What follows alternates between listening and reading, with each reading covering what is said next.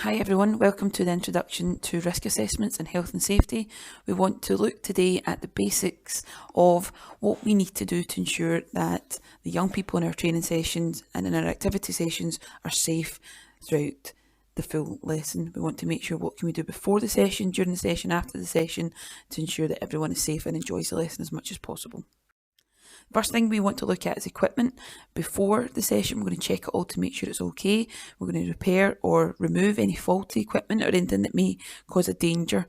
We need to make sure that anyone that might have used it beforehand has put it back in a safe manner, in a safe place, and making sure that everything that the pupils or young people might use is safe to do so. We then want to think about the environment that we're going to be in. Is there anything that could harm the pupils or young people? Is there glass on the pitch, litter on the pitch, water on the floor, anything that could trip over benches, bags, jackets, anything at all? We want to make sure that we are identifying what the risk is and trying to remove it. Next thing we want to think about is the people that's going to be involved. Who are we going to be coaching today? And if we can, how can we ensure that we are providing a safe environment for them, challenging, but yet to make sure that it's safe and equal for all to achieve success? First of all, we want to think about what actually is a risk assessment, and it's something that we need to look at to ensure that we are overall looking for any harms or hazards that are in the working environment. So if I just read this out, risk assessment is a term used to describe the overall process or method where you identify hazards and risk factors that have the potential to cause harm, analyse and evaluate the risk associated with that hazard. Okay. We want to then think about 5 basic steps that we're going to take to avoid any dangers within our lesson or within our activity session. So step 1, we're going to try and identify any hazards. Step 2, we're going to decide who may be harmed and how they can be harmed by that hazard. Step 3, assess the risks and take action. Step 4, make a recording of any of the findings. And step 5, review the risk assessment to make sure that you have covered all your bases.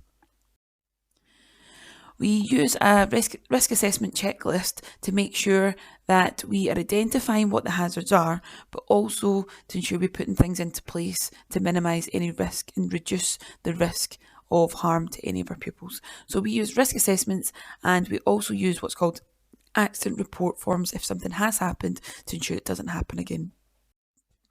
So this is just a sample of a risk assessment. You'll be using this throughout this unit.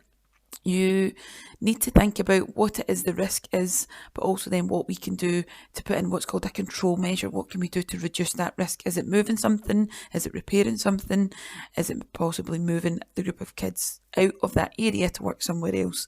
So it can be from simple things like making sure the floor is completely dry.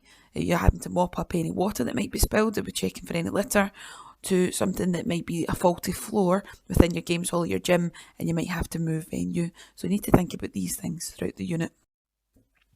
What we then want to do is, once we've done our risk assessment, we think about how are we going to rate that. So each of the things we've identified, simple things like the example on here is walking to the activity venue, walking from the school hub down into the PE department. Is there anything that might cause a risk? Is there anything we can do to make that safer? Okay, and we would do that throughout the whole lesson.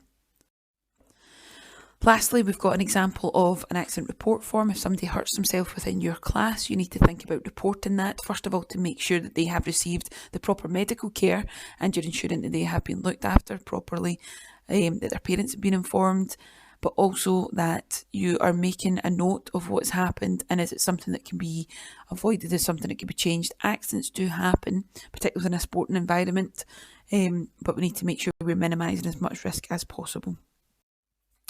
So what I want you to have a think about just now is think about the risks that currently we have in school, within the PE department, even just sitting at home just now doing your online learning. What are some of the risks that you may be involved in, and also how have things changed with COVID?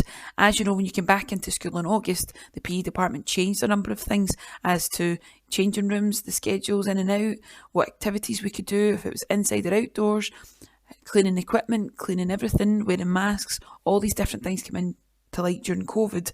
However, PE teachers have always done risk assessments from way before this. So this isn't a new thing for us. We've always had to look at the activities that we're using, the equipment, the facilities, the people, and making sure they're safe.